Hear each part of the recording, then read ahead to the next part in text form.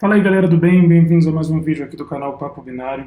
Estamos de volta com o Cero, o nosso curso de Engenharia Reversa Online, muito louco, onde hoje a gente vai falar sobre a Import Table. Foi onde eu parei na aula anterior, aula 6, e agora nessa aula 7 a gente vai falar sobre ela. Já comemorando a marca dos 9.000 inscritos que a gente atingiu no canal. Muito obrigado a todos os inscritos. No entanto, ainda temos pouco mais de 100 apoiadores, então quem puder apoiar, tiver a fim de curtir esse curso, continuar com ele, faça a sua doação em mentb.in/apoie ou cale-se para sempre, que agora vai começar a Import Table. Bom, vamos lá.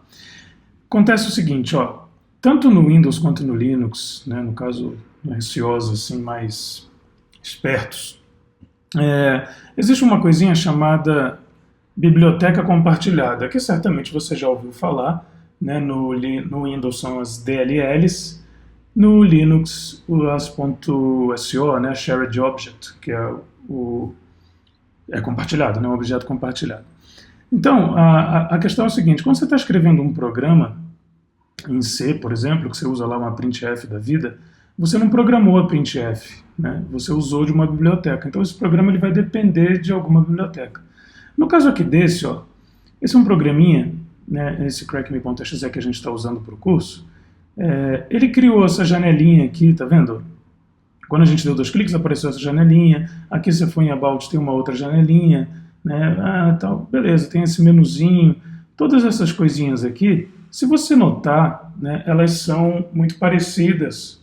Olha só um outro programinha aqui, tá vendo essa janelinha? Todo esse desenho o programa teria que fazer. No caso no Windows não é assim que acontece, né? O Windows ele já disponibiliza uma API que tem as funções, né, são bibliotecas, né, que tem as funções para criar essas janelinhas. Por isso que elas ficam todas iguaizinhas. Claro que você pode mudar as coisas, né? Você pode fazer alguma mudança de estilo, mas todos os programas de Windows, né, ele também tem mesmo aqueles programas que tem, tipo aqui, o UltraEdit tem o Ribbon aqui, esses botões aqui, tá vendo? O Office, a Microsoft introduziu isso com o Office, essas coisas aqui, também são APIs prontas para isso, beleza? Então, o que acontece é que quando a gente olha esse programa no analisador de PE, e aqui para o curso eu estou usando o DAI para a gente estudar, existe esse botãozinho import aqui, que tem um monte de DLLs. Né? Nesse caso aqui esse programa só tem 5, mas pode ter muito mais, onde cada uma delas, né, se você clicar, você vê algumas funções. O que é isso? Vou explicar para vocês. Existe uma tabela, né, chamada Import Table, beleza? Ela é um dos diretórios, eu falei na outra aula, né, acho que eu só comentei do assunto diretórios. Mas o que acontece? Existe o cabeçalho do DOS, né, depois vem o cabeçalho do PE em si e tal, o cabeçalho de sessões, e tem umas coisas chamadas diretórios de dados, que todo PE tem 16 diretórios de dados, é fixo o número. Só que alguns deles podem não ter nada, como é o caso de vários aí. Se você olhar aqui o diretório número 3, está zerado, né? O tamanho zerado, o endereço zerado. Só que tem lá, eles têm essa ordem fixa, né? E nesse diretório de dados, né, existe, o primeiro é o Export Table, é uma tabela, né, e ela é utilizada mais em DLLs, em geral, onde elas exportam funções para que essas funções sejam utilizadas, né? O segundo é o Import Table, que é o que eu quero falar hoje, né? É uma tabela, né, onde as funções, todos os nomes de funções e DLLs, que é onde essas funções estão, que esse programa usa, ou também conhecido, algumas pessoas falam assim, que esse programa depende, né? Sabe quando você fala assim, esse programa depende de tais DLLs, né? É o caso aqui. Se a gente olhar aqui, essa reticência aqui vai para o mesmo lugar daquele botãozinho import no DAI, né? Só um atalho. É correto dizer que esse programa aqui, ele depende dessas 5 DLLs. Se essas DLLs não estiverem presentes, né, quando a gente dá 2 cliques, o loader, antes de carregar o programa em si, ele faz um parser de todo o cabeçalho dele, inclusive desse diretório de dados, né, da import table. E antes de carregar o programa em si, ele procura essas DLLs. Né, ele procura no próprio diretório do programa, ele procura na Windows System 32. Né, o Linux tem uma arquitetura muito similar, né, onde ele procura, você configura lá no LD Directory, aquelas coisas para ele procurar. Então, e aí ele encontra essas DLLs e aí sim, carrega as DLLs se já não estiverem carregadas em memória, o que é bem difícil, porque nesse caso aqui são DLLs user32.dll, kernel32.dll, são DLLs que praticamente quase todos os programas de Windows dependem delas, né, os programas assim comuns. A COM também, se a gente olhar, a gente pode avaliar um outro programa aqui, só para fazer uma comparação razoável. Vamos ver aqui o próprio executável do UltraEdit. Esse aqui é um binário de 64 bits. Se a gente olhar aqui o import table dele, tá vendo? As DLLs que ele depende aqui tem mais, tal, tem mais um monte de DLL. E o que acontece? Por que isso é importante? Porque a gente consegue ter uma dica, inclusive na engenharia reversa, do que esse programa faz. Por exemplo, essa WS2 aqui, underline 32, é uma DLL que tem funções, né, de acesso a socket, a internet, coisas do tipo. Então a gente já sabe que esse programa provavelmente, né, utiliza funções, aqui está vendo, getAddr-info, né, freeAddr-info, funções que tem a ver com rede. Né, e assim vai. Né, tem a shell32.dll, a ADV API tem coisas de criptografia e também de registro. Então a gente sabe que esse programa aqui provavelmente usa criptografia em algum ponto e também mexe no registro. Está aqui, funções do Windows, né, que são responsáveis por gerenciar, né, criar, abrir e tal, ler chaves de registro e coisas do tipo. Então, os imports, como são chamados, né, as funções que o programa importa e de qual DLL, são dicas muito importantes, né, do que o programa faz. Né. Esse daqui, por exemplo, não tem nenhum import de DLL aqui que tenha função de acesso à internet. Então, dá para, por enquanto, né, chutar, digamos assim, dá para inferir, seria a palavra mais próxima da exatidão aí, que esse programa não faz nenhum acesso à internet. Claro que existem outros métodos, né? Você pode carregar uma DLL em tempo de execução. Eu vou mostrar isso futuramente com a função load library. Mas a função load library vai ser uma importada daqui, né? E assim vai. Bom, então, para entender essa tabelinha, né, só recapitulando, né, tem exatamente as DLLs e as funções que ela importa. No entanto, esses endereços, né, os endereços dessas funções, aqui o que tem no programa são justamente os nomes, né, o nome da DLL e o nome das funções. Dá para importar por nome ou também dá para importar pelo ordinal que chama, né, que é o número da função.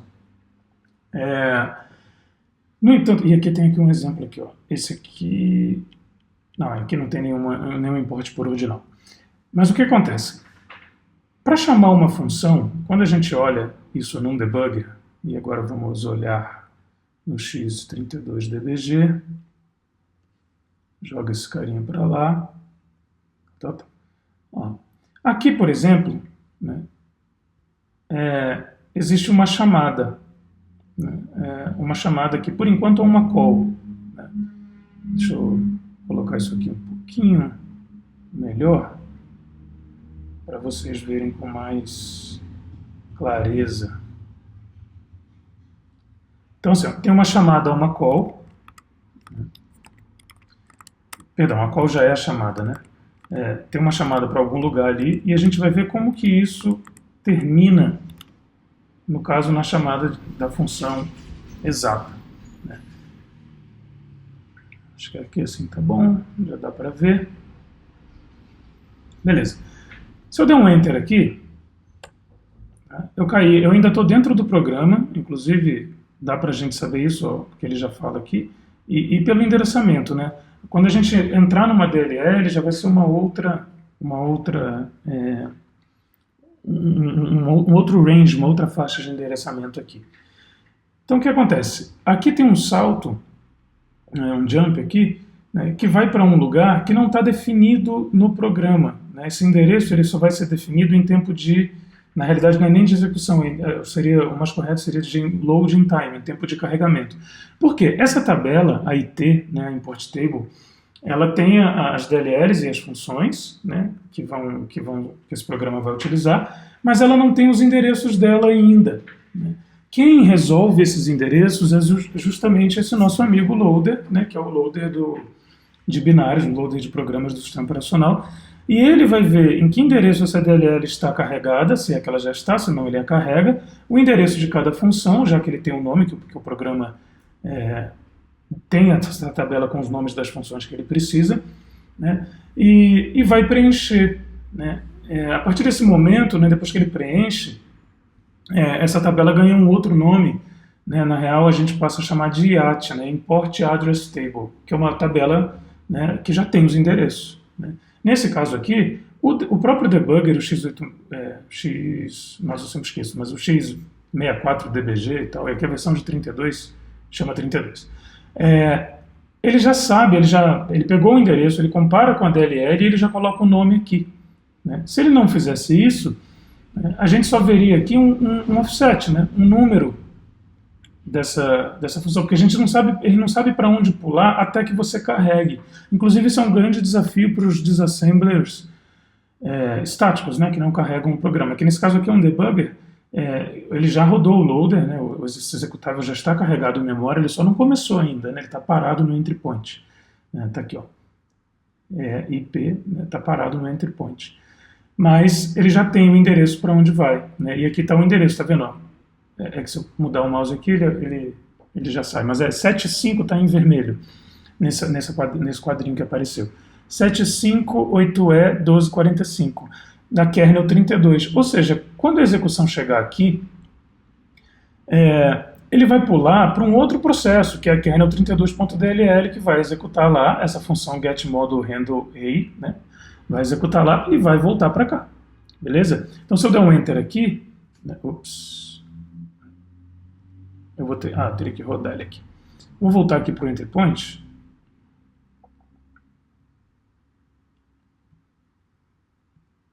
Pronto. Né? Se eu rodar aquilo ali, a execução vai para esse outro módulo e ele mostra aqui, se a gente clicar em Memory Map, que eu já mostrei também na aula passada, a gente vai ver quais foram os módulos carregados por que esse binário startou. Ele depende de DLLs, então o loader carrega DLLs para ele. Né? Pode ser que a DLL carregue outro módulo também, e por aí vai. Então, ó, aqui tem ele, né, e ele está nesse range de endereço aqui, né, começa aqui em 400.000, que é o image base, lembra da aula anterior? Começa em 400.000, image base, e aqui tem a seção de código, e assim vai, as outras seções. Né? Aqui ó, já uma outra DLL, né, a conctl32. E assim vai. Se a gente rodar aqui, né, e descendo aqui até a kernel 32.dll, e aqui é um teste para ver se a sua visão tá boa, porque não é fácil. Ver aqui, kernel base, Bom, depende. Tá aqui, ó, achamos. Né? Ela está justamente no range daquela função, né? 75 ou alguma coisa. Né? O endereço daquela função vai para cá. Né? Isso é uma coisa importante de entender, porque o que acontece? Quando você está debugando, muitas vezes você vai passar por essas funções e você não precisa debugá-las, você não precisa inspecionar o código delas, porque elas fazem parte das DLLs do Windows. Então elas têm um comportamento, na maioria dos casos, claro, se não está explorando nenhuma vulnerabilidade, nada do tipo. Estou dizendo numa análise tradicional, elas têm um comportamento fixo. Né? Eu não preciso entrar na função getModulHandleA. Né? Quando a gente estiver debugando, a gente vai ver que tem aqui alguns comandos de debug, né? Tem várias técnicas, né? Mas aqui tem, por exemplo, o step over. Né? Dei um push 0 aqui, ele colocou 0 na stack, não precisa se preocupar com isso agora, a gente vai ver isso mais tarde. Né? Se eu der um outro step over aqui, eu simplesmente passo para baixo e deixo a função rodou, e agora eu já tenho o retorno dela, coisas do tipo, que eu não vou falar agora o que essa função fez, nem onde está o retorno, para a gente não botar, né, a carroça na frente dos bois. Mas, o que eu quero dizer é, a gente não precisa entrar. Eu vejo quem está começando, né, entrando nessas funções, por exemplo, no step into, né, o cara entra aqui, aí ele entra aqui, aí, ó, pô, beleza, tem um jump aqui, entra aqui, e aqui ele está lá, ó, né, mexendo aqui, porra, o que será que isso faz? Aí ele vai andando de um em um, tá vendo um monte de código, olha onde ele está. Já está na kernelbase.dll, que já foi chamada pela kernel32.dll, ou seja, ele está num código que não é o código que o programador colocou, né, no programa crackme.exe, no programa que você está debugando. Então você está debugando um código à toa, você está perdendo tempo, esse é um código do Windows, não precisa perder tempo com isso.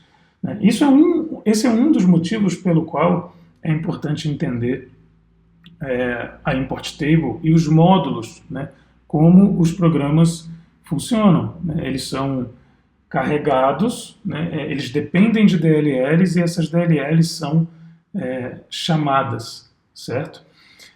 Nesse contexto, tem um monte de coisa interessante. Por exemplo, vou reiniciar o programa aqui. Né? Uma das dicas que eu já até falei no canal, eu mostrei com o OLDBG, né, buscando por chamadas intermodulares. Com o botão direito aqui no X32DBG, vou chamar ele assim, tá, gente? Vocês chamem da maneira que vocês quiserem. A gente tem aqui, ó, search for. Por isso que é importante entender o que eu estava falando antes. Ó, se você buscar uma coisa em todos os módulos, significa que ele vai buscar no crackme.exe e em todas as DLLs que ele carregou e que elas carregaram também. Talvez não seja isso que você queira, né? Então, não dá para dizer o ideal, depende do que você quer. Mas normalmente, as buscas, as coisas que a gente vai fazer, vai ser em cima do módulo atual. O módulo atual é esse, né? Ele está aqui, ó, módulo atual, crackme.exe. O OLDBG usa a mesma nomenclatura para módulo, tá bom? Beleza, né? Ele vai buscar então no módulo atual.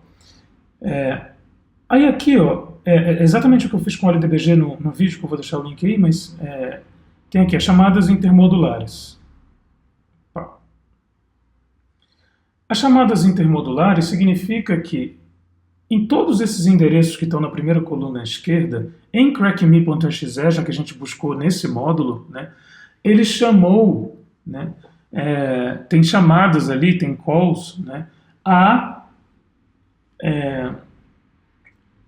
funções de outros módulos. Que módulos são esses? Está aqui, né, tem uma coluna aqui, destino, ok? Então tem o destino kernel32, destino user32, todas essas são da user32, já essa é do kernel32. Ele coloca na ordem que ele encontra. Né? Aqui estão chamadas a message box, e a message box é justamente uma função que abre uma caixa de diálogo, né? E, aliás, não é uma caixa de diálogo, é uma caixa de mensagem. Esse programa aqui, a intenção dele, a gente vai fazer isso até o final do curso, é quebrá-lo. Né? Então você coloca aqui um registro e tal, um nome, alguma coisa assim. Isso aqui é uma message box, né, que também é padronizado no Windows. Né. Isso aqui também é uma chamada a user32.messagebox, é essa função. Então a gente vai buscar...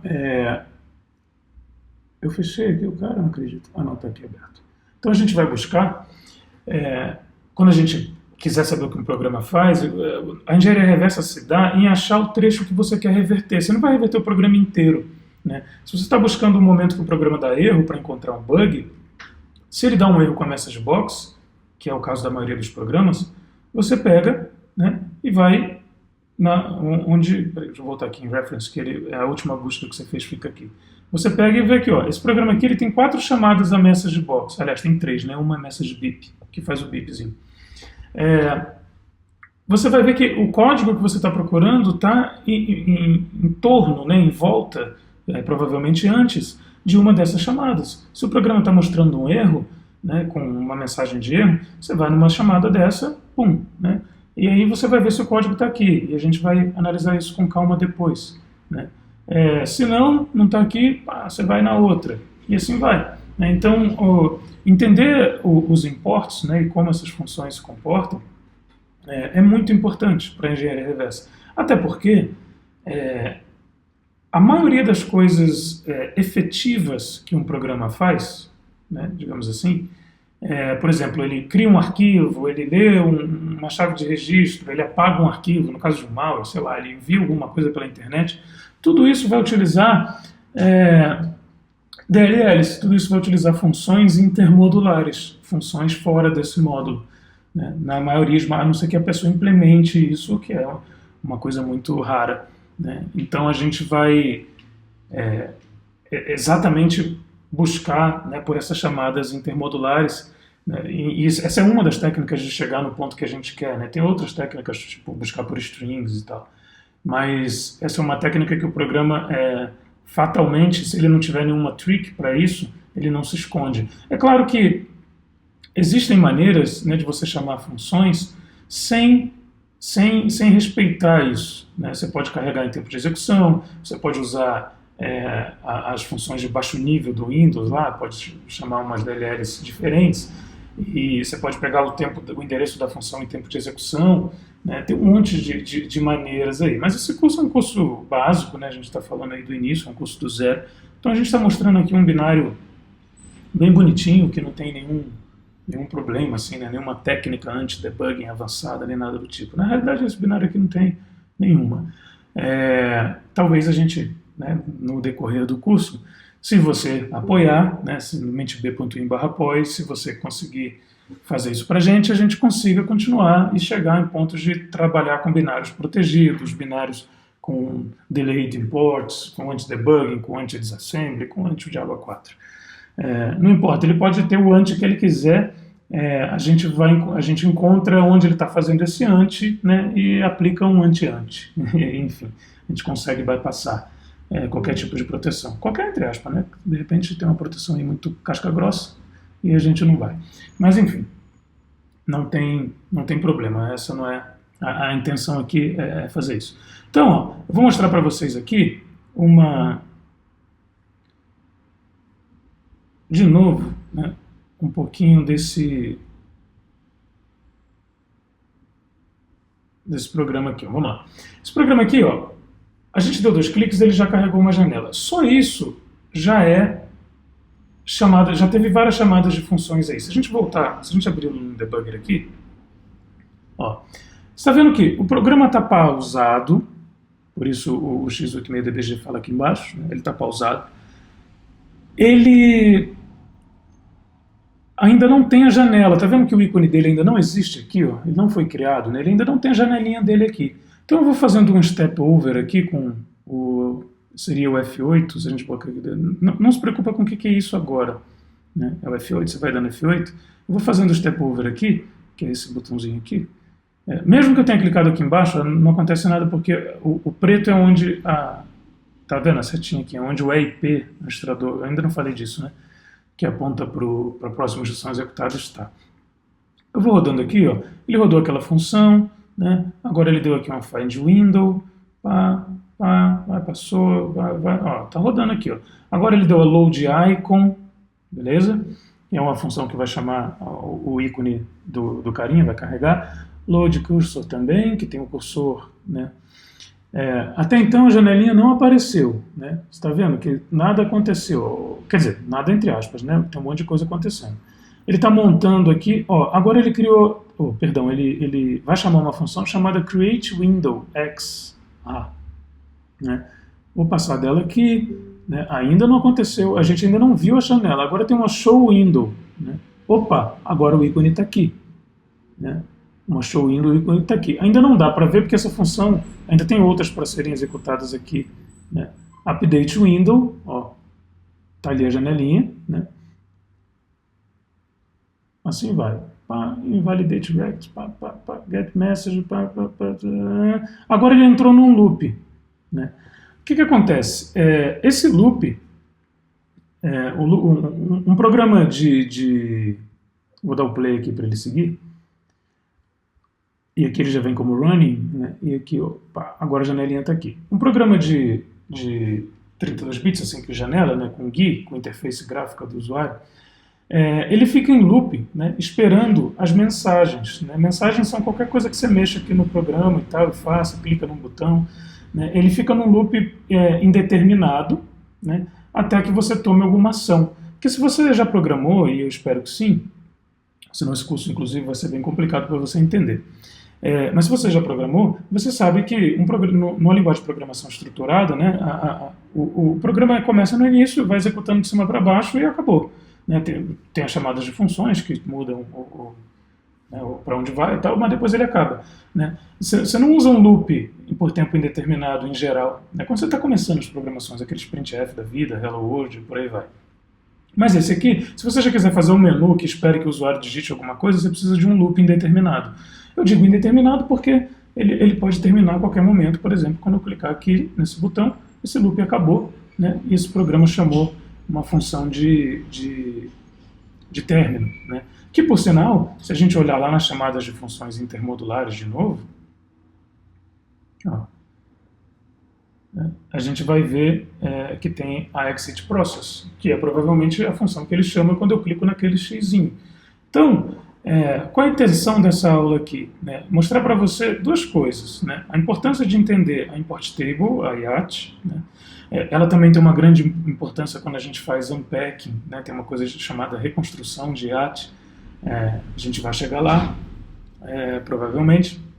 Eu digo sempre provavelmente porque eu não sei, né, como que esse curso vai se dar, o direcionamento dele. Eu tenho um programa em mente, mas ele pode ir para outro lugar ou pode não ir, né, caso a gente não consiga continuar também. Mas então, vamos seguir. Então, ele tem justamente essas chamadas aí, e quando a gente vê... eu falei da importância das funções na hora de fazer os unpackings, né, a reconstrução da IAT, e também de ter uma ideia, né, do que esse programa faz, para que ele serve. E outra coisa muito importante é saber aonde a gente vai parar. Né? Só para mostrar uma coisa aqui para vocês. Ó, por exemplo, se esse programa aqui está rodando. Né? Aí eu venho aqui e dou um register aqui, e eu coloco aqui um nome, meu nome, por exemplo, 1, 2, 3, 4, 5, 6, e dou OK. Aqui tem uma janela, né? E aqui tem lá o no luck there, mate, e um OK. Tem uma janela, né, com esse ícone aqui. Né? Vou mostrar para vocês o poder de entender sobre essas funções, a import table e as funções da DLL. Né? Beleza. O que acontece? O que eu vou fazer aqui agora? Ó, eu vou buscar as chamadas intermodulares. Beleza? E eu vi que tem um message box aqui e 2 aqui. Né? Vou começar nesse primeiro, vamos ver o que é. Dei 2 cliques. Ó, tem uma mensagem aqui, no luck there, mate. Beleza? Beleza. Vou olhar o outro, esse segundo aqui. Aliás, está aqui, né? Aquele é bip. Aqui de baixo, né? No luck there, mate. É justamente aquela. A primeira a gente tinha vindo para cá, né? Que é o great work, que é a mensagem de OK. Vou voltar aqui e vamos ver essa outra aqui. Rodando para cima, é a no look there, mate. Beleza, são 3 diferentes, né? É que 2 dão o mesmo texto, falam a mesma coisa. Eu não sei qual delas é executada, né, naquele momento, se é essa aqui ou se é a outra no look there, mate. Tem 2, né, que falam a mesma coisa. Né? Eu realmente não sei qual delas é executada. Né? Eu não vou querer entrar aqui no conceito de breakpoint agora, mas vou fazer o seguinte, eu quero saber o que faz essa função, MessageBox A. Eu tenho algumas opções. Né? Eu posso digitar no Google, posso vir aqui, escrever aqui, ó, MessageBox A. Ele cai aqui na MessageBox Function, no site do MSDN. Porque essa função é da Microsoft, né? Da API da Microsoft, da API do Windows. Né? E ele fala aqui, ó, vou dar uma maximizada aqui, ele fala aqui, ó, o que essa função faz e quais são os parâmetros, como é que ela funciona. Então ele fala lá, ó, exibe uma caixa de diálogo que contém um ícone, um conjunto de botões, uma mensagem, um estado, blá blá blá. Quais são os argumentos que ela recebe? Uma função, ela tem um retorno, né? E ela tem os argumentos. Quais são os argumentos que ela recebe? Recebe 4 argumentos. Ó, tá aqui um handle, um texto, que é o texto a ser exibido, né? Um caption, que é o título da janela de diálogo, né? Um tipo, e esse esse tipo, perdão, ele é um valor, ó, que ele pode ser somado, né, para ter várias coisas aqui. Então, nesse caso aqui, ó, se a gente olhar quer ver, no programa, como é que eu saio daqui, gente? Se a gente olhar quais são os argumentos que estão sendo enviados para essa função aqui nesse momento, ó, são 4. Os argumentos são empilhados, né, em ordem reversa. A gente vai ver isso no futuro. Então esse daqui é o primeiro, é o type. Ó, o type aqui é 30. Né? Depois vem o caption, né, que é o título. O título da janela é no luck. Depois vem o texto da janela. O texto da janela já está dizendo aqui, ó, no luck there mate. Né? Depois vem o handle. E o handle tem um valor aqui que a gente só vai saber em tempo de execução, porque isso daqui está dependendo de um registrador. Não vou entrar em detalhes também agora. Beleza? Então tem esses aqui. O que é esse 30 aqui, então, no type? Se a gente descer aqui, ó, a gente vê que quando o type é 30, tá aqui, ó, ele dá um MB icon exclamation. É um ponto um ícone de exclamação aparece na mensagem de diálogo. E é isso mesmo. Ó. Quando a gente faz isso aqui, ó, olha que beleza. Aqui, ó, é esse ícone de exclamação, o título é esse título aqui, o texto é esse texto aqui. Percebe que a gente tem controle total sobre isso agora, já que a gente sabe o que está acontecendo? Aqui está tudo em assembly, né? A gente vai estudar assembly, não se preocupe. Mas já dá para entender que isso é essa chamada de função. Se eu quiser mudar, né, esse ícone, né, para uma outra coisa, o ícone information, por exemplo, é só mudar isso para 40 em hexa. Tá vendo? Aqui já está em hexa, né? 0x. Se eu fizer essa alteração aqui,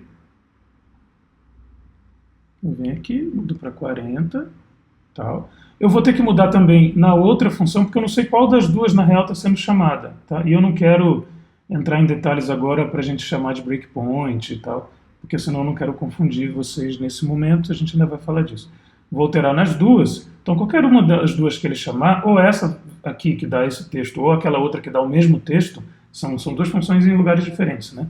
São dois trechos de código diferentes. Essa está em 40.1369, tá vendo?